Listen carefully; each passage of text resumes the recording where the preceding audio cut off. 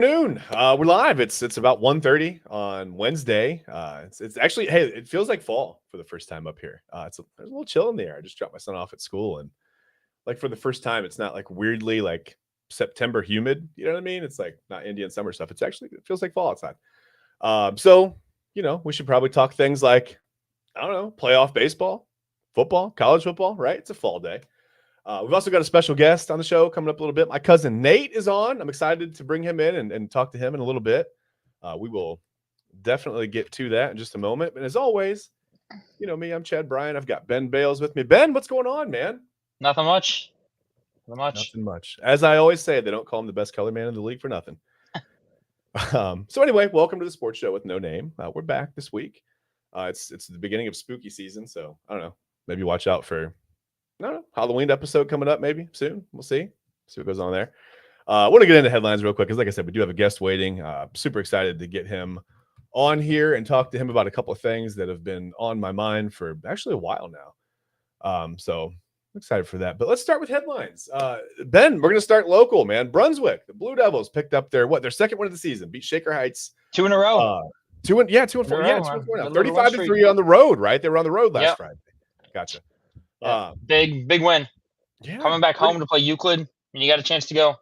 I mean, there's a slight chance Brunswick can host a home playoff game this year. So okay, it'll be hard, but it will be. But I mean, I guess nothing worth attaining is ever easy, right? I mean, I'm going to work for it.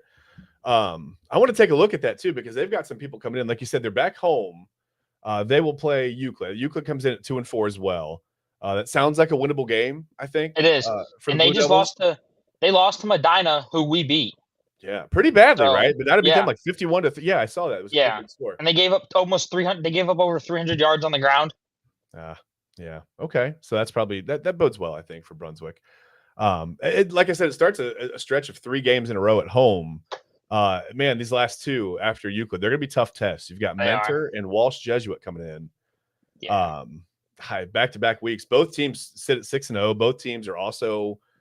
Right now, if you go to joeitel.com and look at the unofficial computer rankings for the state of Ohio, that's where I always tend to go because he does a great job. Does a fantastic job of getting scores updated, all the rankings, everything like that. I usually go to joeitel.com and take a look at that stuff. But yeah, both Mentor and Walsh Jesuit are on top of their respective regions. Mentor, of course, Division I, Region 1, and Walsh Jesuit is Division II, Region 5. So yeah, both of those teams are 6-0 coming in. That's going to be a definite tough test. So yeah, you want to beat Euclid and get to 3 and 4, and you never know what can happen after that, right? Mentor, obviously, Mentor's number 1 in the state in Division 1. They're a tough team. I mean, sports. I mean, once you get momentum, that's scary. Yeah, momentum gives you confidence, and anything can happen. Yeah. Yeah, when you got confidence, I mean, you feel like you're on top of the world. Yeah. I mean, exactly. So. Yeah, just again, congratulations to Brunswick. They beat Shaker Heights 35-3. We got them there at 2 and 4. Forgot to have my Brunswick slide. I got my little Brunswick logo up there. You like that? I do. Doing some work over here. Other headlines, obviously, MLB all-time hit leader Pete Rose passed away this week at 83 years old. Rose also led Major League Baseball career-wise in games played, at bats, and singles. I wanted to say a fun stat. I wanted to say a cool stat that I heard. Okay. He played in more career games that were wins than Ted Williams played in total games. Okay. Like the dude, not only was the dude a hit king, dude was a winner. Well, some of that too. When you stay around for 100 years, I mean, you're going to be involved in a lot of different kind of things. Even he said it though. He's like, if you played 19 years and you won 100 games every year, he goes, you'd still be 77 games behind me. Yeah, fair enough. Rose was also, of course, we have to mention he was banned for life from baseball after admitting to betting on his team while he was a player manager. I think most of that people think happened when he was with the Reds, but he also spent some time with the Phillies. And anyway, yeah, Pete Rose passes away at 83. Condolences to his family. Also this week, sadly, Dikembe Mutombo passed away at 58. Mutombo, I mean, just such a beloved figure, known for the finger wag right after a shot block. One of my favorite memories. Yeah, one of my favorite memories from the 90s, really. And just his personality. I mean, Dikembe Mutombo was, I think you'd be hard-pressed to find anyone that didn't like Dikembe Mutombo, whether it's a competitor, a fan, I'm sure executive, whatever, coaches. Just seemed like a great guy. my most fondest memory is the commercial they had of the Kevin Mutombo, where people are throwing stuff and he's swatting and he's going, no, no, no. He was just a great character for the NBA. Man, he played for 18 years in the NBA, Ben. He played with the Nuggets, Hawks, the Sixers, the then New Jersey Nets, the Knicks, and the Rockets. He's in the Hall of Fame. He was inducted in the Hall of Fame in 2015. 8-time All-Star, 4-time Defensive Player of the Year. Again, just, great personality. He was the 4th overall pick in 1991 by the Nuggets. So he passed away of brain cancer. Rest in peace. Condolences to his family. We obviously want to move on. We want to get away from some of the sad stuff. So right now, I am going to take a moment to welcome our special guest for the week. We're going to bring him on here. I think he's ready to come in, right? We'll bring him in. Hey, everybody. Hey, everybody. It's our special sports show with no-name guest. It's my cousin, Nathan Gibbs. Hi, Nathan. What's going on? Hey, everybody. Thanks for having me. Ready to talk some sports. Absolutely. All right. Well, that was Nathan Gibbs. All right. We're going to send him off. Oh, I'm sorry. No, we're going to put him back on. That's my fault. No, leaving him on. Leaving him on. Sorry about that. That's enough of you. I'm just kidding. Not enough of you. We can't get enough of you. What do you want to talk about, Nate? I want to start. Well, first, I guess I should tell people why you're here. We'll get to the main reason that I brought you in later, but Nate played football at Youngstown State under Eric Wolford, correct? Correct. Who is now Kentucky's offensive line coach, one-time Bama associate head coach and offensive line coach, recruiter extraordinaire, right? He's like one of the best recruiters in the nation, probably. Mm-hmm. Brian Hartline's up there as well. I think he won the award for they give it. I don't know how you determine who's the recruiter of the year, but I think it's pretty easy when you look at some of the wide receiver talent that's come through Ohio State to see that Hartline's doing a good job. But Wolford does really well as also, he's doing well. What else do you do? You're a husband, you're a father, you're a family pool 3-point shooter. I've seen you knock down some pretty deep threes at the family functions. So yeah, all those things, man. I got the what do they call it? Jimmer range. There you go, Jimmer range. That might be before your time, Ben. I don't know. No, I know. Hey, I know who Jimmer Fredette is. I know who Jimmer Fredette is. 3-on-3 champ. Ben is only 14, so we have to remember that. Ben's not 14. I say that because I feel old. I try to make myself feel better because I'm old. It's whatever. Where do we want to start? Guys, we got to talk about the playoffs, right? I think we got to talk about the playoffs. Talk to me about playoffs? Wild card round's underway, right? You want to talk about the playoffs? The playoffs? We got to talk about the playoffs. We have to talk about it because they're going on right now. We're going to get to our World Series picks in a minute. I am flabbergasted and amazed right now that my Braves somehow backed into the playoffs. They did everything they could to prove that they backed in last night as well. I think they struck out 1,000 times against the Padres. Whatever. What are you going to do? They haven't had much hitting all year, but yeah, a lot of these series right now are. I don't know. I mean, did you watch any of these games yesterday? You guys, did you see much baseball? I didn't watch much yesterday, but yeah. I just know that I know the Tigers beat the Astros in game 1, which is big. Yeah. And I know the Royals beat the Orioles in game 1, which is huge. Yeah. The Tigers are really hot right now. Skubal might be the best pitcher in baseball right now. I don't know. I mean, did you forget Emmanuel Clase plays? Well, okay, starting pitcher. Fair enough. That's fair. Okay, I'll give you that.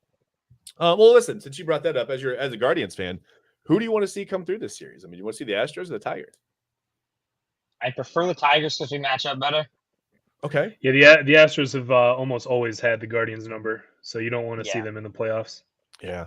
And sometimes historical stuff like that doesn't really matter, but I think in this case it does when the rosters are mostly the same. And just, I mean, the Astros. And you just saw them a week ago and you got swept. Yeah. Mm-hmm. Yeah, true. And you might say that the Guardians are trying to maybe, 2 games things to get ready for the playoffs, whatever. Yeah, and the one game. I say swept, but the one game, dude, I was so mad though because if the Pirates would have swept the Yankees and we would have swept the Astros, we had the 1 seed. Yeah. And game 1, Stephen Vogt leaves in Joey Cantillo for too long, gives up a big inning. We lose 5-2. Fire Vogt, really? I mean, fire him. Game 2. I'm not saying fire Vogt, but you're gonna bring back Manny Acta, I think, right? Oh, dude, not him. And then game 2, Brian Rocchio has a throwing error that cost us the win. Yeah. But I mean, the Yankees didn't sweep them, the Pirates didn't sweep the Yankees, so it wouldn't have mattered. Right. But I mean, right now, whatever. If I was looking into that, if the Pirates would have swept the Yankees and we would have swept the Astros, but the third game got canceled, we would have had to make up the third game because it would have mattered for the Yankee standings. Gotcha. So we would have had to make it up. There would have been 3 games on Monday instead of just 2. Yeah, the Monday was so weird anyway, man. It was so weird to watch, and I felt like I knew that doubleheader between the Mets and the Braves was going to be a split, right? Because like if one team swept, the other team was out, and the Diamondbacks were in, right? So if the Braves won both, the Diamondbacks would have been in, the Mets would have been out. Other thing with the Mets, whatever, they would have won, the Braves would have been out, Diamondbacks would have been in. So the Diamondbacks are watching with no control over a doubleheader. Like that's got to be the most helpless feeling, first of all, in the world. You feel a little bit for them or whatever, but then do enough to get it done in the regular season, right? Somehow the Braves got it done. I don't know how, but it was so weird to see they split the doubleheader and then both teams were celebrating afterwards. It's like, so weird. That's what I was gonna say. I saw him. My dad saw something. He said to me, he said, "Whatever team won the first game, he's like them and the other team's manager just came to an agreement that the other team forfeits the second game, therefore it leads to a win. Both teams get in. They both celebrate together." I mean, if you don't want to wasn't so heated with between the Mets and the Braves, team? maybe that would have happened. But Nate, you and I talked about. I thought that's why they left Sale out of that game. I didn't think he was going to be left off the roster for the wild card round. Like, did not realize that his back spasm was a major thing. Yeah, that makes me a little bit nervous. But I mean, listen, they've got to win tonight, or obviously they're done. Let's look at that bracket. While we talk, we'll throw it up there. And I guess I want to get to the other. Is this the right bracket? This is the right one. Yes, I will not mention. This is courtesy of Yahoo Sports. I will not mention the news outlet that had the other side. They had the AL bracket wrong. I can't believe that. I know it was a major news outlet. I mean, it was like, come on, man, you got to get the matchups right. You can't put. They had the intern prepare it. Exactly right. They had the unpaid intern prepare it. Hey, we need you to fill out this bracket. It's almost like it was a March Madness bracket. Hey, put these teams in this bracket. And just send it out. Seriously. It doesn't matter. They all go to the same place, right? If they win, they go to the World Series. These matchups don't matter. Just fill in teams. It doesn't matter. Let's look at the other AL series, the Royals and the Orioles. Wow, that's a mouthful. Kansas City and Baltimore. How about that? So Kansas City takes down Baltimore yesterday, 1-0. Bobby Witt Jr. had the game's only RBI there. I guess it's not surprising to see him stay hot with the bat. How do you guys feel about that series? You feel like can the winner of that series do anything with the Yankees or no? I feel like the Orioles have a better chance. Okay. Against the Yankees. Okay. Because I just feel like the Orioles tested the Yankees all year. I mean, the Yankees didn't win their division until like the last 2 weeks of the season. Yeah. They had the familiarity, and I think they have a little more firepower, which is going to help them. Yeah, I think firepower in October really is what you need. Yeah. Especially at Yankee Stadium too. Mm-hmm. A little bit of firepower offensively, and I think a good power pitcher too really, really helps in a short series. Well, what was that 3 years ago when the Guardians, who might have then been the Indians, played the Yankees and lost all the games by 1 run, like 2-1, 1-0. Yeah. And then got smoked in that game. Series? That was the year that Oscar Gonzalez hit the walk-off against the Rays. I don't remember what year that was. That was 2020. 2020? No, that was 2020. No. 21? 21. Yeah, 21. Yeah, it was 21. Yeah. Yeah, I just remember Guardians going into that series, and that was before they had Soto, and just thinking that they have no shot. Yeah. Yeah. And on the National League side, I'm not sure it really matters who comes out of these series. I think I think we're looking at the Phillies and the Dodgers in the NLCS. I just don't think the Braves. I don't think the Braves are going to get by the Padres. I mean, I'd love to say that they're going to win these next 2 games, but let's be realistic. I mean, the Braves are cashed out. I mean, they're spent. I think the Padres are going to easily take care of the Braves tonight. I hate to say that, but I don't even know if the Braves are going to score in this series. The Mets look pretty good. I'll be rooting for the. What's that? I'll be rooting for the Braves. I appreciate it. I will be too. I will be too. But pessimistically a little bit because, like I said, I just think the Braves are cashed out. Too many injuries.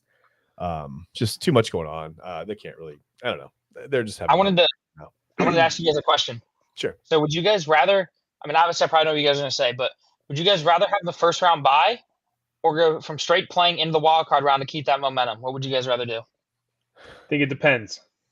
Yeah. I think it depends on the mentality of your team. I think like a team like the Phillies, I don't think it's going to bother them much.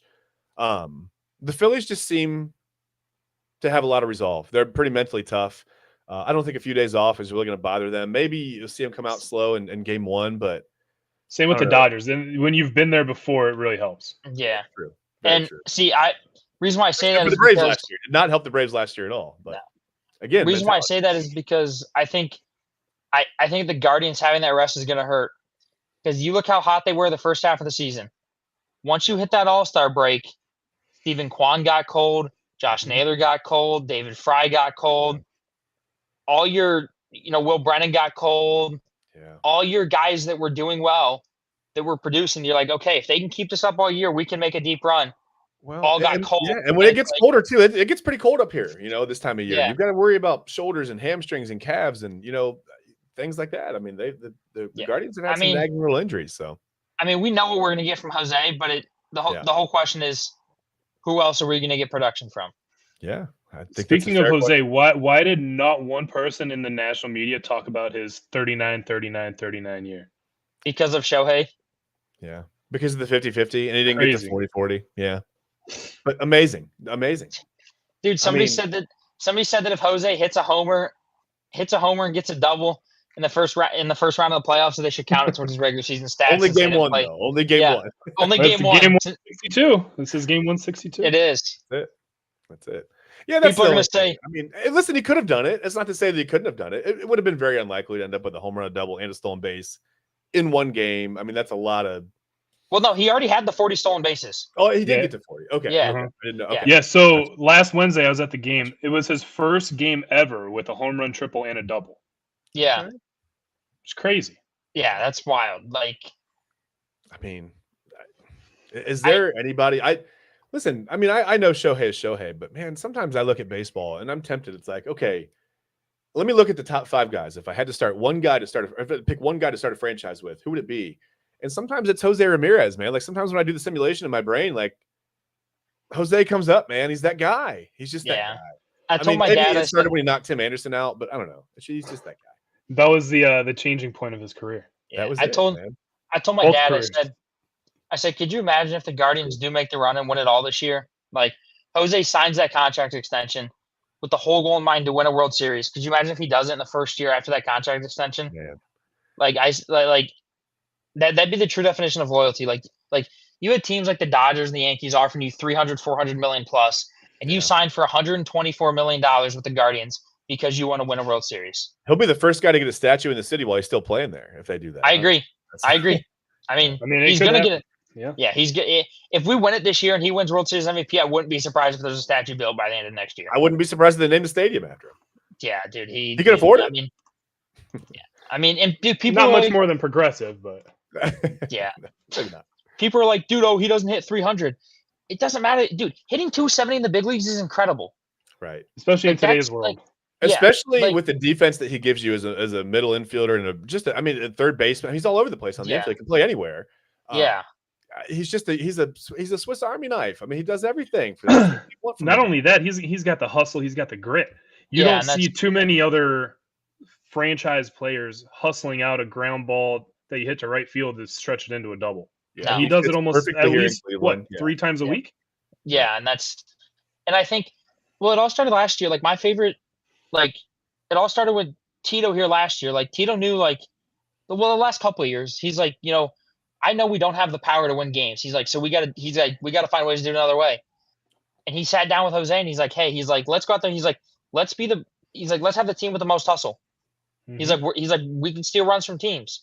Yeah. And then you look at Jose and he's fully embodied that. He's done his whole career, but you look at it over these last couple of years, like Nate said, dude hits a little bloop single into right field and he rounds that and he's heading for second and he's in there safe. And you're like, you don't see many guys. I don't see Shohei when your Ohtani best doing that. player buys in and is 100% in. It's a domino effect on the rest of the roster. And whatever your best player does, it's the rest of the roster is going to do that too. And it's like I've seen Josh Naylor do it more and more now. And you're like, dude, what are you doing? What are you doing? Yeah, right. He's safe. You're like, yeah, and it's like a guy like Josh Naylor who completely blew out his leg. Nobody ever thought he'd be the same. Yeah, is putting his body on the line and extending singles into doubles. It's like, and listen, even if you do get thrown out, I'm a big fan of the aggressive mistake. I don't know how you guys feel. Sometimes, when there's in football, you get a 15-yard late hit out of bounds, whatever. okay, like I get it. You should have pulled up, but it's an aggressive mistake. Like I'm not as upset with that as I am, other things. Mental errors obviously get you, but yeah, I mean, like always depends on the situation, though. Yeah, well, It true, does. true. Yeah, you don't want to run yourself out of an inning. Yeah, yeah.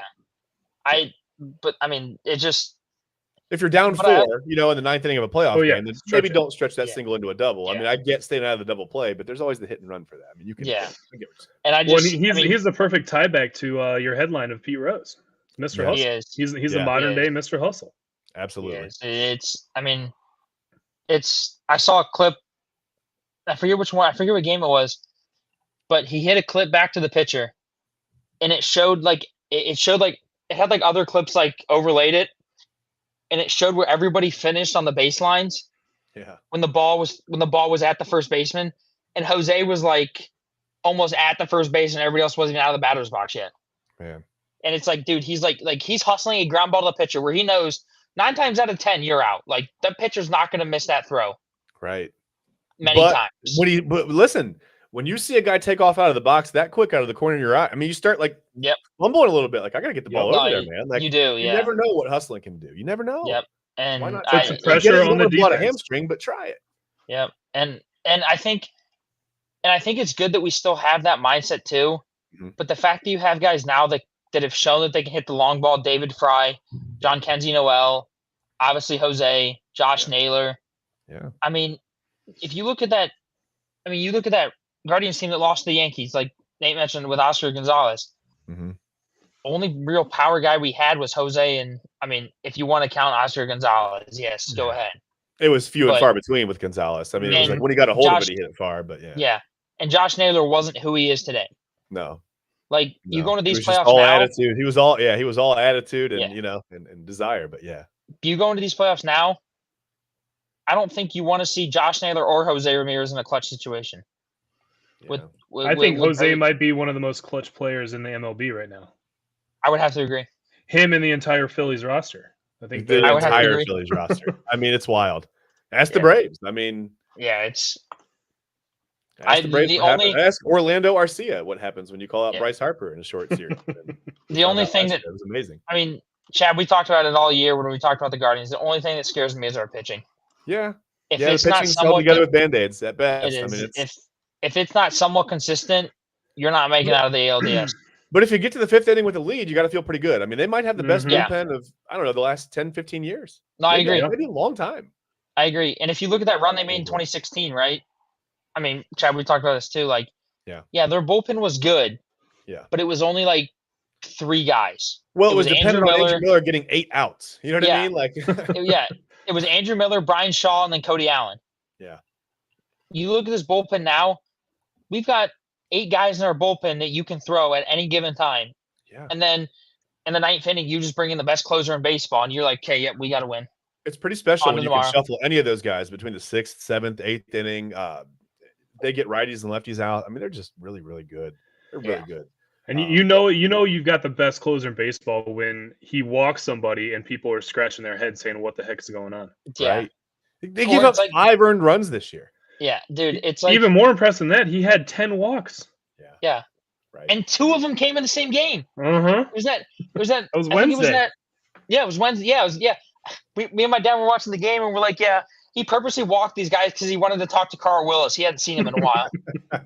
We're like, he wanted to see talk to Carl in a long time on the mound. Like, I just want to. Yeah, he's like, I just want to see him. I wanted to catch up with him. That's actually really funny.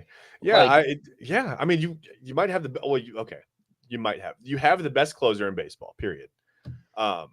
You might have the best bullpen in the last 15 to 20 years. Just get to the 5th inning with a lead. Dude, it's like good, right? I mean, you guys might know this, but it's like the Reds with the Nasty Boys. Oh yeah. You had to get to this. All you had to do was get to the 6th inning. Yep. And then you're going to see Norm Charlton, Randy Myers, and Rob Dibble, and it was over. I mean, you were going to score. Yeah, like I said, like you got to get. Yep. Do you guys remember when Rob Dibble blew a save and threw a ball from like between the mound and the plate up into the center field seats and broke someone's arm? Like I've heard that story. People to Trevor Bauer. Yeah. Yeah. Could you imagine throwing a ball that far and it still has that much velocity to do that? That's wild. Dude. But I don't want to hit against that guy. I was talking about this to my dad too. Like, even if you're the Guardians, like you don't even need your pitcher to have a quality start. Even if he gets to 4 innings, You can throw. I mean, with the durability our guys have pitched this year, you could throw those guys that many innings, and you'd be perfectly fine. Like you just need your starter. Hey, go out there, give us 4 innings of at most 1-run baseball, and we'll slam the door shut for you. And I think psychologically, it's easier for your bullpen when you know you're looking at like it's bracketed. Like the season, you can only play so many games now, right? Like you're down to like you can kind of like mentally, you can kind of picture like what it's going to take to get to the end of the year, right? I think it's a lot easier to ask a little bit more out of guys in October than it is in May, June, July. Yeah. And I was gonna, easier Chad, to pitch on 3 days rest for sure. Yeah, adrenaline too is a big thing. I was gonna ask this to you too, Chad. Like, is this a time too when maybe like you have a reliever that's dealing, maybe you throw him 2 innings instead of only 1, kind of like we saw with Andrew Miller? Yeah, yeah, absolutely. If a guy goes out and he's hot and he goes out there and gets 3 outs and 5 pitches, I mean, yeah, why not? Yeah, absolutely bring him out, especially if the matchups are favorable. Why not? Yeah, like that's what I'm saying. Like early in the season, like Steamboat said, that was his biggest thing. Like he was only throwing guys one, maybe 1 1/3 at most to save their arms. But now that now when you get to playoffs, let it all go. Like, it all rides now. Yeah. Yep. Like they Can't asked. hold anything back. I remember seeing a clip about Andrew Miller after he left the Guardians, and people were asking him if he regretted pitching that much in that postseason. Yeah. Because they didn't know if his arm was going to hurt. He goes, I would do it 10 times out of 10. Yeah. He goes, I enjoyed every second of it. Yep. Do whatever you can to win the World Series. Absolutely. Yep. You got real quick 4 or 5 months after. I'm sorry. Yeah. No, I was saying you got 4 or 5 months to rest your arm. Yeah, of course. Yeah. And these guys have the best doctors and care in the. I mean, there's always rehab. Yeah. Obviously, once you injure your shoulder, it can be tough. But yeah, there's people that can help them come back. Before we move on, because we have to talk about the Browns. We don't have to. We can just skip that. Yeah, part. we can skip it. We can skip it. We can spend 30 seconds. Like last week, I told you I didn't watch the Browns. They stink. I mowed my grass. That's it. It wasn't a joke. I was being honest. I didn't watch any of the game. It's hard to watch. I watched a little bit of this week's game. It's painful. No, I want to get your World Series picks. Ben, you first, because I want to hear. You don't have to tell me the whole path of the playoffs. Just tell me who plays in the World Series and who wins and how many games.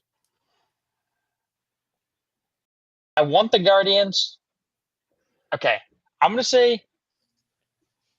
say Guardians versus Phillies. Okay. And I'm gonna say it's a heartbreaker. I'm gonna say Phillies in 7. Okay, fair enough.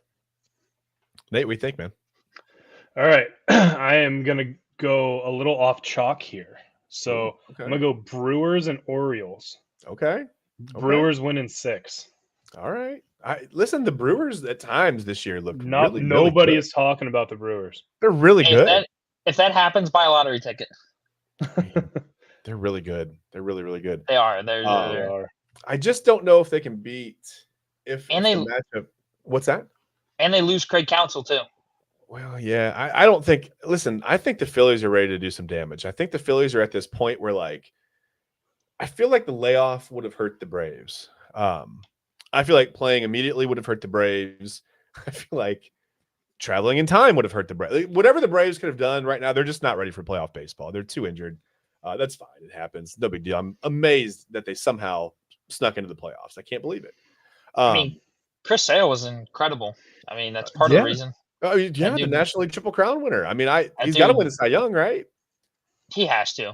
You would think. For all the Boston performance fans down the stretch, he wouldn't make it past May. I'm really happy about that. I'm sorry, Nate. Go ahead. No, I was just saying, pitching down the stretch is such a big indicator for the Cy Young. And when you pitch 1 game in September, yeah, it's not good. But he is Triple Crown, so you gotta. He's gonna win it. It's a kind of a recency bias too, right? All these leagues. Especially with the baseball writers, it's kind of what have you done for me lately? They may not look at that total picture. Nate, you might be perfectly right. And they might look at what a guy did down the stretch. So. Like I talked about with my dad, that's a big reason why there might never ever be another closer that wins a Cy Young, because starters are just so valued in today's game. Yeah. Yeah. Well, that and steroids aren't allowed anymore. Yeah. That's the only reason Eric Gagne won. Yeah. That is true. Boy, Gagne was filthy though. Yeah, he had filthy stuff. But he didn't have as good of a season as Clase's having. No. That is true. No. And it's wild that no one talks about that, because I remember, Gagne was a big deal. It was must living see in TV. LA. Trust me, you don't got to tell me. Right. It was must-see TV when he pitched, man. Dude, my favorite story of Gagne is his at bat with Barry Bonds. If you guys have heard that. I'm not sure. Barry Bonds told Gagne, he goes, "You're allowed one off-speed pitch." He goes, after that, he goes, "It's all fastballs." Okay. He's like, Gagne starts him with a fastball low and away. He goes, Bonds rips it like 800 feet foul. He said, and he throws another one. It's a ball. And he got into a 2-1 count. Bonds did. And he knew Gagne loved throwing curveballs on 2-1. Okay. So Gagne threw a curveball. Bonds hits it like 400 feet foul again. And then he throws a fastball, and Bonds just hammers it into McCovey Cove. There you go. A lot of people fell victim to that, man. Dude, it's my favorite story of all time because Gagne is like, well, the funny part is they made that deal during an All-Star game. He's like, if I see you and you don't have a chance to tie it or win the game, he goes, I'll throw straight fastballs and he goes, I'll throw you one off-speed pitch. That's ridiculous, man. That's really funny. And so fast forward, like it was like 2 months later, he faced Bonds up by 3 with no runners on. So it triggered I'll give you all fastballs and one off-speed pitch, and Bonds hit a homer. Well, there you go. Dude, it's you know who would have messed that deal up? Who? The Browns. The Browns can make any deal with any team that they want for any win. They're not going to beat the Commanders this weekend. They're really not. Dude, Jaden Daniels? I know. That dude is. I know. Dude. Well, anyway, the Browns fall the Raiders 20-16. They're 1-3 on the season. Is there any hope for the Browns at all? No. I mean, their only hope is to get rid of Watson. Deshaun. Yeah. Vegas put out their new over-unders on the year. Yeah. I don't know if you guys saw it. The Browns are now at 6.5. Oof. It doesn't surprise me. I told you first step we did 7-10. Remember I told you I thought 7-10 was the mark. I don't know why people were saying 14-3. I don't know why people were picking them to win the division. Do you know that the Houston Oilers have won a division more recently than the Cleveland Browns? I didn't know that. That's something. I mean, get that the Browns went away for a little bit, but the Oilers went away and didn't ever come back. Like, yeah, please figure it out. Yeah, I mean, Watson looked a little better in this game, I thought. He made some good throws, but it's really the O-line. Yeah, they just don't have an offensive line. I mean, everybody's injured. They have nothing. They have no threat of a run game. They can't even run block. I mean, they got Nick Chubb coming back to practice. I think he's back at practice today. He is. Yesterday? He came back yesterday. He came back at the beginning of the week, and now they have 21 days to activate him to the 53-man roster. And if they don't, then he's out. He's out for the rest of the season. Well, it's like the whole maybe it's like the whole Aaron Rodgers situation last year. Like Rodgers returned to practice. They had 21 days they evaluated him, assessed him, and they were gonna make him the emergency third quarterback, but he just wasn't able to run on his Achilles, so they just didn't activate him. It's fair enough. Do you think that happens to Chubb, or do you think he's going to be ready to go this year? I think he'll be ready to go another week. Yeah. Oh yeah, he's not playing against the Commanders for sure. No, I don't think he plays this week, and if he plays next week, it'll be on a limited snap count. Like he won't. It won't be like carries, I think he'll be a emergency running back type of guy. Yeah, they'll activate him, use him as like 1 or 2 downs, goal line situation, and that'll be it. Yeah, maybe throw him in there. Maybe get him some contact as a blocker. So he doesn't have to, I don't know, whatever. It'll just be interesting. Yeah, it'll be interesting to see though if he has that same like explosiveness that he had before this injury, because I mean he had that bad leg injury at Georgia too. Yeah. Now he had this one as well. I mean, if anybody can come back from this, it's him, right? Like it is. But I mean, all 3 of us know from playing sports. I mean, when you get injured, it's hard to come back being yourself, especially feeling yourself too. Like that's hard to do. And the thing is, physically you can feel 100%, but mentally you're 80%, and it's really hard to get over that. I mean, it's really hard to like trust the, whatever it is again, your shoulder, your knee, your ankle, whatever it is. It's hard to trust it again. So I know that he's been through this, and that helps. But then on the other side of that, he hasn't been through this the second time. So I'm sure he's unsure, And like I told all my friends, it's like if you guys are really relying on Nick Chubb, a guy who's coming off a second major ACL surgery, to save your season. Yeah, no. That's the issue with the Cleveland Browns. Yeah. You signed a guy to save the season. You signed that's going to give the play action a little bit more credibility, but that's it. Yeah. I mean, you still got to be able to block. Yeah, you signed a quarterback to $250 million, and you're 1-3, praying that Nick Chubb, who's coming off a major knee injury, can save your season. Yeah, and you're going to watch a rookie outplay him this weekend. I mean, Jaden Daniels, they just beat the Cardinals 42-14 last weekend. I mean, dude, how come nobody's talking about how Amari Cooper's fall off? Oh my gosh, he looks like he doesn't want to be here. He looks lost. He really does. He had a big drop at Sunday's game. He had 4 catches for 30-some yards. I mean, I think it's the whole Odell Beckham Jr. situation again that they have with Baker. I don't think he wants to play with Watson. I mean, weren't they a little bit apart on a contract in the offseason? I mean, don't they? I thought they restructured. No, I don't know. The Browns and Cooper. Yeah. I think they restructured. They did. Well, they needed to restructure so they could pay for Deshaun's. Do you think there's a? I mean, is that an issue? I mean, I can't imagine a professional football player not performing up to his peak because of a guy on the team. At the end of the day, you have to do your job, right? But you do. But at the same time, though, I think come trade deadline, I think you might see Amari Cooper request a trade and leave Cleveland. Is it because do you think it's because they kicked the tires on Brandon Ayuk a little bit? Probably, maybe. I don't know if it was all them. I think. You think that's media driven? Yeah, I don't think Ayuk really wanted to leave. Yeah. No. Well, no, actually, I don't think he did either. He said as much. I mean, anytime he said anything publicly, it was that he wanted to be a Niner. He wanted to stay there. I don't know if you guys saw the clip from week 1 of the NFL. The Niners were agreeing to send Brandon Ayuk to Pittsburgh. The deal was done, set. He was agreed to be sent to Pittsburgh for draft picks. Yeah. And as that's happening, his agent's on the phone with Shanahan trying to get him to sign the contract to stay in San Francisco. Yeah. I never heard anything credible that ever had him headed to Cleveland. I just no. So if he talks. Yeah. So if he never signed that contract, he was going to be sent to Pittsburgh that day. Yeah. So like they had it all done, and it was all done and settled that he was going to Pittsburgh. Like they had a deal in place, but he just ended up signing a contract with the Niners, and now. But I really would have helped Justin Fields. Ooh, that really would have helped Fields. He's getting outperformed by Calvin Austin on Pittsburgh. Yeah. Calvin Austin has more yards, more touchdowns, more catches than Brandon Ayuk. Okay. So Fields is better than Brock Purdy too, right? Okay, I wouldn't go that far. Yeah. Wouldn't go that far. Hey, he was drafted higher, so that means he's could better. Be. Right? I mean, why not? His career arc could be just fine. Oh, yeah. Yeah, I forgot. He was drafted higher, so that means he's better. He has to be better. That's it. That's the only thing. Wait, so why the Browns? Why isn't Trey Lance starting anymore? What's that? Why isn't Trey Lance starting over Dak Prescott? I don't know, man. I don't know. You got to same reason why Mitch Trubisky isn't starting over Josh Allen. You got to ask the hard questions sometimes. It's right? true. Find these player personnel guys and find out. Trust me, I know Mitch Trubisky. The Browns play the Commanders. They go to the nation's capital this Sunday. The kickoff. I don't know. Kickoff's at what? 1:00. Doesn't matter. Watch, for whatever reason, Fox will have the game, but Commanders by 40. Sure. I mean, they're a 3.5-point favorite. It feels like the Browns are already down 10-0. God, you hate to see it. I mean, it's week 5 and they're in a must-win situation already, but here we are. 3.5 every week is like a playoff game now for the Browns. You got to keep winning. I mean, yeah. Good luck with that. And they're not the Chiefs or the Ravens who perennially do this. Right. They always start out slow, but the Browns can't.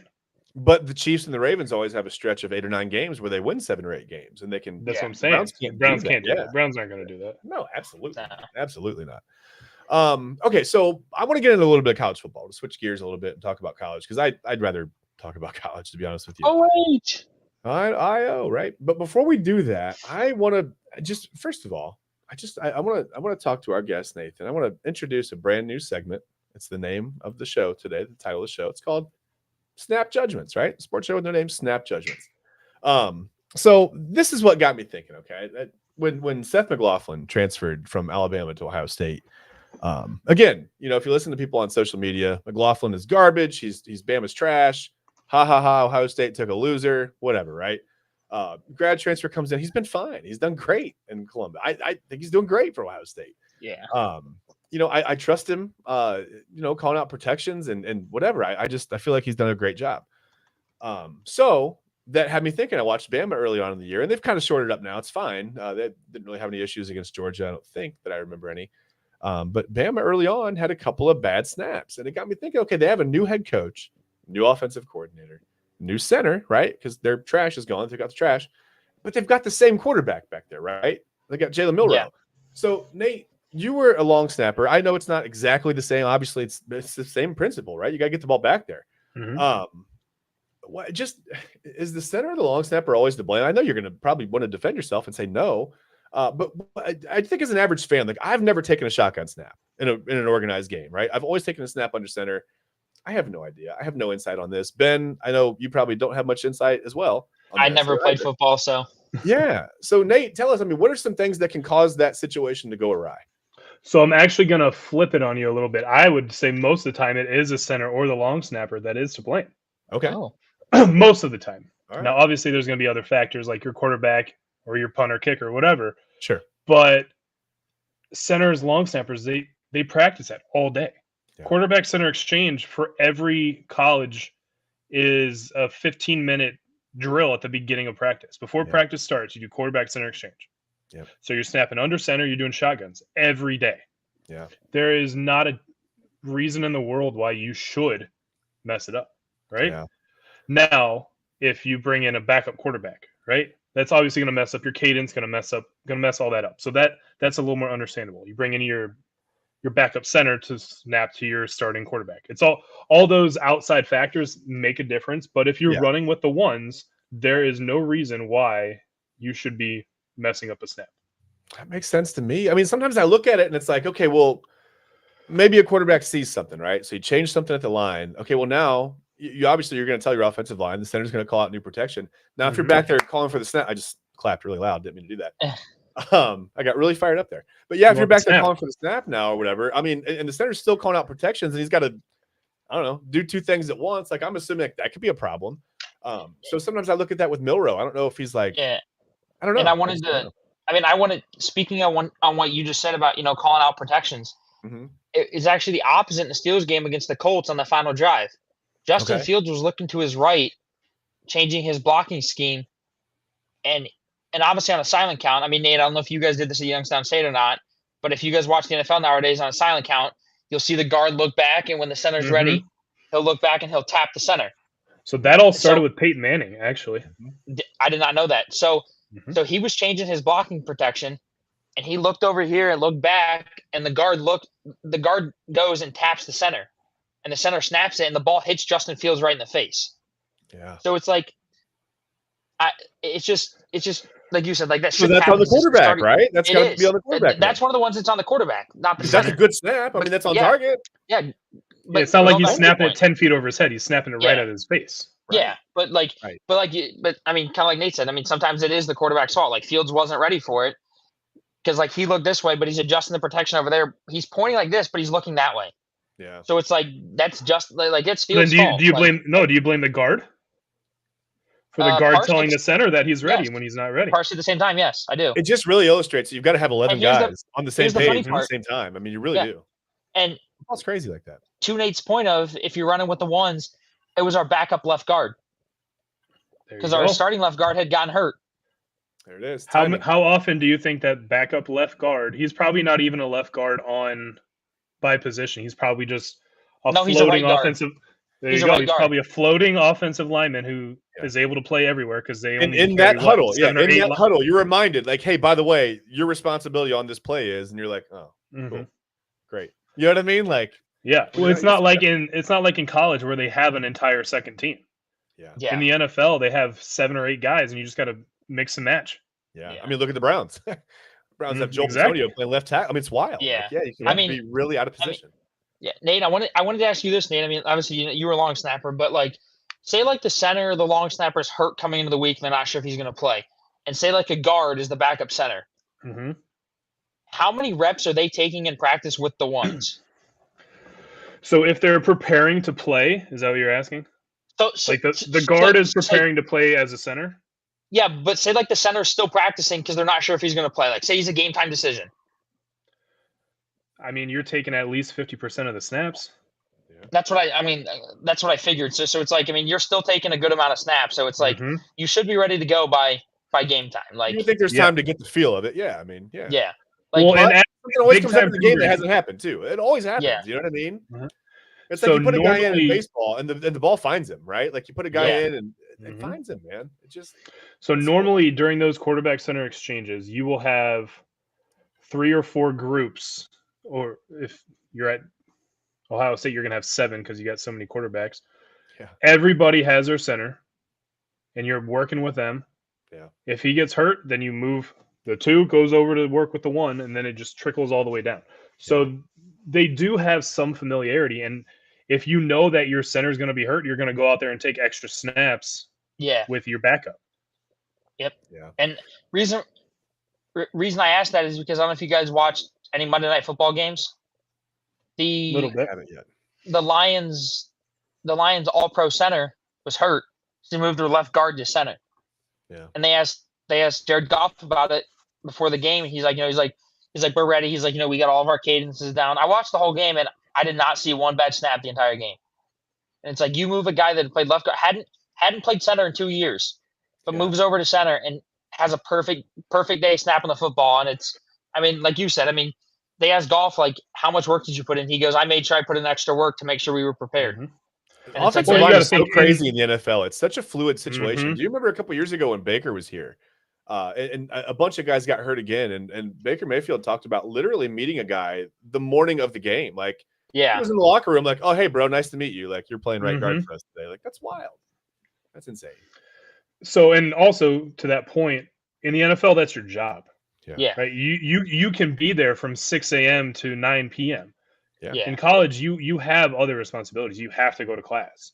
Yeah. You have to do study tables. You have to go to meals. You have to do all those other things. Yep. So football isn't your only sole priority. Yeah. Unless you're Cardale Jones. You ain't come here to play school. That's right. Right. Dude, but I don't know. Cardale. He turned it around though, man. I'm proud of Cardale. He did. I've heard people say, like, oh, we talk about what's the toughest position to play in football. And I always hear people say, oh, quarterback. I heard somebody the other day say, dude, center's got to be pretty hard to play. And I was like, I would have to agree with you. Because not only that, like, you're calling out protections too.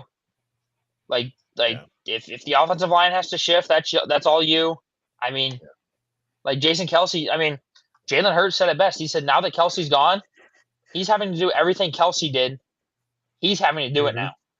And I think it equates to baseball. People think pitching is like the coup de grace, like, but no, it's a catcher, man. The catcher runs everything. Yeah. Like, I don't. Which is why I think it's 50% of all managers were catchers at one point. Yep. Oh, it makes perfect sense. I mean, catchers make the greatest managers. Look at Stephen Vogt. And got it going on right now in Cleveland. And I mean, Socha. Yeah. Yeah. And so, Nate, this is always something I've wanted to ask somebody that long snapped. Mm-hmm. How do you is it one of the guys like right behind the line that's calling hike, or is it something the punter does? So every team is different. Every team's different. Okay. Everybody has their own different thing. In college, because you do more of the spread formation, you're not in what they call the pro style. So you're in more of the spread where you got your 3, what are they called, up backs? Yeah. Right. And normally it's one of those up backs that will say something, and then you go. Either it's basically them saying, "Hey, we're ready for you to snap it." Gotcha. So then you can snap it then, or you can wait like 5 seconds and snap it, right? Gotcha. So that's how it works for most college teams, because most college teams run the spread. When you get into your pro style and your NFL, it's really on the long snapper. So you're because you really have one up back guy who's walking around calling things out. He'll say like ready, right? And then again, it's just saying, hey, we're ready for you whenever you want to go. And then you just go. Okay. Now, if you watch on Field Goal or PAT, most of the time I would say 95% of the time, it's the holder who's calling it for the snap. Yeah, he'll like flash his hand, right? He'll either flash his hand, but that it's not normally that. Most people don't know. They tap the ground. Because if you do that every time with your hand, the defense is going to jump the snap and Troy Polamalu over the center. Yeah. Okay. Fair enough. Yeah. Okay. So I know for me, we changed it up almost every other game. We would go 1 tap, 2 taps, go on the hand.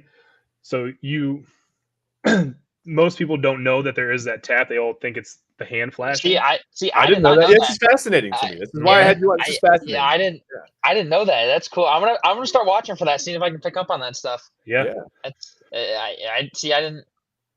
This is how Connor Stallion started, Ben. You know what I mean? Now we got Ben watching special teams, see if he can pick up on some stuff. Next thing you know, he's sitting in the second row at Purdue. Yeah, come on, man. Let's go. You're on the sidelines with a mustache at the Western Michigan game. Dude, I didn't go to Central Michigan. What's he doing? So I assume it doesn't change like if you run like a fake punt, like where you snap it to like one of the upbacks. Nope. I assume that's what Nothing changes. Yeah, you wouldn't want an indicator. I mean, yeah. That's, okay, so this is something interesting. Speaking of tipping your strategies, right? I don't know if you guys saw AJ Smith-Shawver started for the Braves last night, and the Padres. The first couple changeups he threw were pretty nasty. He got some swings and misses, and then after that, he never really threw it as a strike again. It was more like a chase pitch, and the Padres just completely laid off it. And they showed the split on I don't remember what it was on ESPN. By the way, the feed was really fuzzy all night. It was really annoying. But they showed it on ESPN where on his fastball he was tucked a little bit more and he had his glove closed, and on the changeup he just kind of had tilted his glove out. I don't know if you can see, just kind of tilted it out maybe a little bit, opened it up toward and he had his glove literally physically open more. So I mean, he was tipping his pitches basically every off-speed pitch. Was his glove was turned a little more and open. So I mean, good hitters. Did they check the trash can? Well, no, I didn't hear them banging on trash cans last night. I didn't hear that. No, they could have had any system they wanted. They could have honestly, the Padres could have gone out there with their eyes closed and probably beat the Braves last night. I don't think it would have been much of a problem. Yeah. They could have played 20 innings and the Braves never would have scored. I mean, they weren't even coming close to a ball. It was wild. King was really, really good there last night, man. His 96, 97 with movement. I mean, and that slider was filthy. Did you hear the guy in the minor leagues who was tipping his pitches on purpose so he would get cut? Yes, the catcher. It was the catcher telling guys what was coming. Yeah. I sent that to Chad, and his reasoning behind it was because he wanted the season to be over with. That's and like terrible, I told, man. He's just been watching Bull Durham too much. Yeah, like I told Chad, I said, dude, I was like, there's ways around that. Like you can talk to the team, be like, hey, like I'm burnt out. Like, can I get some? Yeah. I'm just going to leave early for the season. Yeah. And you might never work again in baseball, but now we know he'll never work again in baseball. Yeah. That's he's solidified. He'll never get another job. Or even if you don't want to catch, just be like, hey, can I DH? Yeah. Like, can I just go out there and just I go play the outfield like Bryce Harper did? Exactly. Right? Exactly. Well, hey, speaking of people leaving, I know, Nate and I we got to get our kids from school. I want to get out of here. But that was our first ever Snap Judgments segment. And Nate, I think I'm going to have you back for stuff. It doesn't always have to be about snapping, but I'm going to keep having you back on for like the little intricate stuff that nobody knows about football, because I mean, I learned something. I'm here for it. Fascinating to me. So thank you. Oh, did you read that free kick that I sent you the other day? Yeah, I did. That was why I didn't even know about that. I'm trying to learn about that was you know crazy. About that, Ben? Are you talking about the one where they kicked off? And it was a punt? No. Oh. Maybe. I'll send it. I'll send the text you sent me. I'll send it to you. So basically, if you call for a fair catch in the last 5 seconds of the half, you can line up for a kickoff to kick a field goal, if that makes any sense at all. So it can be like 80 yards. Nobody's allowed to rush, and they're not allowed to return it. It's really bizarre. Wait. So in the NFL? You're going through all the same. I can see. Yeah, in the NFL. Yeah, you call for a fair catch on a punt in the last 5 seconds of the quarter. You can line up for what's called a free kick, where nobody is allowed to rush. The kicker can line up in basically kickoff formation. You can take as many steps as he wants. You can't have a holder though, right? Correct. So it's on a tee. Yeah. So even better. Yeah. Yeah, like why wouldn't you? If I was the Ravens, why wouldn't you abuse that with Justin Tucker or Brandon Aubrey on the Cowboys? Yeah, like. I mean, so is it any half or is it the fourth quarter? No, I think it's low risk, no reward. I mean, there's a chance. First half? No risk. Yeah, I think it's the first half. Yeah. I don't think you can do it at the end of the game. I might be wrong, but dude, that would be wild. I'm pretty sure it's only the first half. It never happens. It happens almost as much as a drop kick PAT. It's bizarre, dude. That'd be something with Connor Stallions. If I was a coach, I'd be like, hey, we get a punt, and at the end of a half, I'd be like, fair catch it,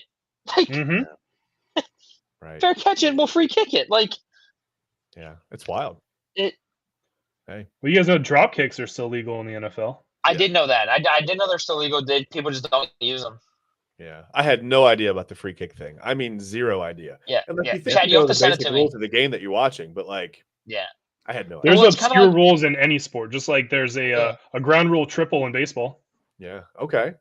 Okay. If you throw equipment. I heard. Yeah. Yeah. Yep. I heard about that. You can also score 1 point in football too. Like you can block a punt on defense. Or you can block a kick. Yeah, on defense, you can block a kick. If you catch it and you run it back, it counts as 1 point. We need to have a whole show about this stuff. We need to have a whole episode. I'd be down. Obscure rules. I'd be down, dude. Like let's do it. Baseline stuff in baseball. Remember, we talked about the guy that you take your lead off all the way out in right field, right? Lead off first base and go out to right field. And now that's legal between you and second base. Like that's it.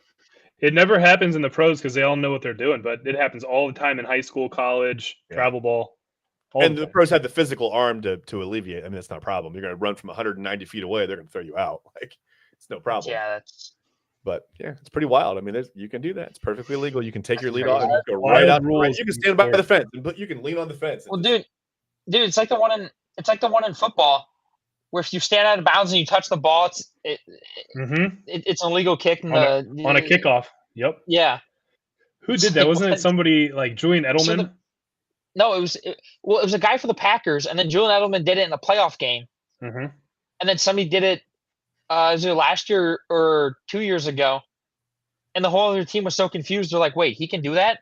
And I was like, "You haven't seen the Green Bay Packers clip of the guy laying down, going like this?" There's all kinds of crazy rules, man. Yep. Yeah, people don't know what teams trying to re-enter the SEC. All the crazy loopholes. Yeah, I mean, look at like what happens on a blocked field goal sometimes. Like guys like don't touch the ball. Everybody goes, you know what I mean? Like it's wild. Or did you see the onside kick? Was that last week? Which one? I don't remember what game it was, but they did an onside kick and nobody touched it. Okay. But it didn't land in the stupid landing zone. As the kicking team recovered, it was called. Oh, yeah, it was the Dolphins game. So you can. So I think it was a safety or something like that happened. And the guy went to punt it for an onside kick. Pat McAfee explained it. He said, so if you punt it after a safety and you want to do an onside kick, the ball has to land before the 45-yard line. Okay. For the offensive team to recover it. His landed at the 47. The Dolphins recovered it. So it counts as an illegal touching and an illegal formation. So instead of getting the ball at the 10. Yeah. No, they had the ball at the 10. Hey, did you see the offside call, by the way, on the onside kick in the Michigan-Minnesota game? Yes, dude. And I sent something to my dad. They're going to readjust where they position referees for onside kicks. Okay. Fair. Because the Big Ten said they got that call wrong, and it should have been Minnesota's ball. Well, yeah. I mean, every replay shows. I mean, no part of his body was over that line. I mean, when the foot was on the ball. I did not see it. So Minnesota had a chance to. Minnesota went down, scored a touchdown. Keep in mind, they recovered the onside kick, but I don't know that it went 10 yards. I think they touched it before it went 10 yards. No, the Michigan player kicked it. Then it hit the Minnesota guy, and then the ball shot out the backside. Well, Minnesota would have been kicking onside. No, that's what I'm saying. Minnesota kicked it. It hit the Michigan guy first. I'm sorry. Okay. Yeah. Okay. It hit the Michigan guy first, so then it's a live ball. Oh, it did hit the Minnesota. Okay, I didn't know that it hit some. Okay, gotcha. Fine. Yeah. That's fine. Then it hit the Minnesota guy's leg, and it shot out the backside. I thought someone from Minnesota touched it before it went 10 yards. No, I didn't. I was like so heated that they called offside. Yeah. I just lost track of it. And what they called offsides was the guy's hand was out like this, like he was getting ready to run. Yeah. And if you look at it, the guy had already kicked the ball. Yeah. The ball was already off the tee. Yeah. The ball was off the tee, and then he shot forward, and they called it offsides because he was in front of the ball. Yeah. Wild. That's crazy. Wow. Hey, I'm gonna. Did you guys know that our last segment? I'm gonna scrap our. I was gonna talk about the Alabama-Georgia game, which was wild. I was gonna talk about Ohio State, Michigan State, but we're running low on time. We've got things to do, man. We got stuff. We got people to pick up. I can't leave my kids at school. They frown upon that. My kids and the school. They neither side likes that very much. So I don't like to do that. But yeah, I want to get out. Like I said, I want to have you back on really, really soon. For sure. This was fun. I liked it. I enjoyed it. Yeah. We can do this all football season, man. You can come on if you've got 10 or 15 minutes, man. I'll throw you the link and you can jump on as soon as I see you come in, man. We'll get you on. It doesn't have to be planned at all. It'll be a snap segment. There we go. Yeah, absolutely, man. I love snap judgments. I love this. But again, thank you to our special guest, Nathan Gibbs. I appreciate you taking the time. I appreciate you and Ben coordinating your shirts. That was amazing. You just didn't get the memo. I didn't even know you guys had each other's numbers. Yeah, you didn't get the memo, Chad. Yeah, it looks like you're wearing one shirt with two. We wanted to match your wall, is what it was. Chad and the AirPods, dude. Come on, you didn't get the memo? Oh, I didn't know. I couldn't see under all that. What is that? Is that hair up there? What is that? He killed a poodle. A Halloween wig? What is that? That hair's amazing, by the way. I don't have. I can't. I have a haircut tomorrow. This is about as long as I can stand for my hair to get. Dude, what would we think about what would we think about a mullet? Yes, of course. No? Yes, of course. Perm your mullet. Yeah, it's not my hair, so do it. Yeah, absolutely, man. Do it. That. You can always wear a hat if it turns out bad, right? It's whatever. You're right. That's why or you just wear a hat now. Just wear a hat right now. Well, again, like I said, thank you guys for watching. We appreciate it. I don't know. I'm just looking at the graphics now. I don't know why I didn't put the outline on the words in the rest of the show, but that's fine. There. Thank you for watching the Sports Show with No Name. I appreciate it. Our special guest again, Nathan Gibbs. Want to give hold on, Chad. I want to give a quick late birthday shout out to both of our youngest kids. Yes. Both turned 5 this past week. Happy birthday. Please explain to me where time goes, because I feel like they were both 3 when we started this episode. I don't understand. Father Time stays undefeated. Whew, man. Just ask Aaron Rodgers this past week. Right. Unless you're LeBron James. Right. He cut a deal with the devil. It's something. Because, he's still got the body of a 27. Like the movie with Brandon Fraser. Yeah, clearly. Clearly that happened. We'll fact check that. Or Tom Brady. One of the two. Next week on the show, we will let you know. Did LeBron James, in fact, cut a deal with the devil or not? We'll let you know. But again, next week, we're going to talk more college football. We'll be deeper into the playoffs, right? We'll talk about baseball playoffs. I never did give you my World Series picks. I just realized that. I had Phillies, Yankees. I know that sounds really boring, but I just feel like they're the two teams. Chalk it up. Chalk it up. There it is. But I got the Phillies winning that one in 6. That happens. So I think the Phillies win that one in 6. I think the Phillies get it done this year. I like how not one of us picked the Dodgers to make the World Series. I just don't feel it. I don't feel like they always choke. They've only fallen off the last couple months. They look really, really. They look. I don't want to say human because they're all human, but they look really. They've got some weak spots that can be. Their best bet is to playoffs. I think their best bet is to put Mookie Betts back to shortstop. Yeah, and listen, if you walk Shohei Ohtani the entire time in the play, why not? Why even let him hit? I wouldn't let him hit. Well, but then he's going to steal second and third. That's okay. And possibly home. That's fine. That's fine. I'd rather let him do that. Get him on base with nobody on. Let him hit a bunch of 3-run home runs all playoffs. Whatever. Steal away. I don't care. I'm not even throwing down. Go. Have fun. Doesn't matter. But you can't do that when you got Teoscar Hernandez hitting behind him who hit 33 home runs. Hey. Everything's different in October, man. See, Nate, the air's a little more chilled. The bat feels a little harder in your hand. It just feels a little different in October. This is why Chad isn't a manager. Oh, yeah? This is the reasoning. This is why? This is the only reason why? The only reason. Part of it. There are a plethora of reasons. So I don't want to get into it. We don't have the time. Again, thank you guys for watching. Next week, we'll obviously talk more playoff baseball. We're going to talk Buckeyes. They'll play Iowa. There may be a little bit more of a test this week for them, but they've got Oregon coming up in a couple of weeks. They'll head out to Eugene. So that one I'm looking forward to. I'd like to see what happens when they play a top, an actual top team. We'll see what happens there. And we'll talk more Browns, I guess. We'll whatever the Commanders win by, we'll talk about that game next week on the show. And I guess we could talk some Steelers, I guess, if they're still, on top of the division or whatever, looking pretty good. We could talk some Steelers. I guess if I'm forced to, I can do that. But again, thank you to our special guest, Nathan Gibbs. Appreciate you so much for being on. Thanks for having me, guys. Yeah, man, absolutely. Anytime. Ben, thanks for talking sports with me. Ben, do you have anything to add before we get out of here? Just watch sports, comment. That's it. Give us feedback. Yeah. Wash your hands after you go to the bathroom. All the good stuff, right? All right, guys. Hey, well, we're going to get out of here. Again, thank you for watching. We'll see you next week on the Sports Show. Okay. Well, good thing we're not live. We can just cut that out and we'll do it again. We'll see you next week on the Sports Show with no name and no hosts capable of talking. Goodbye.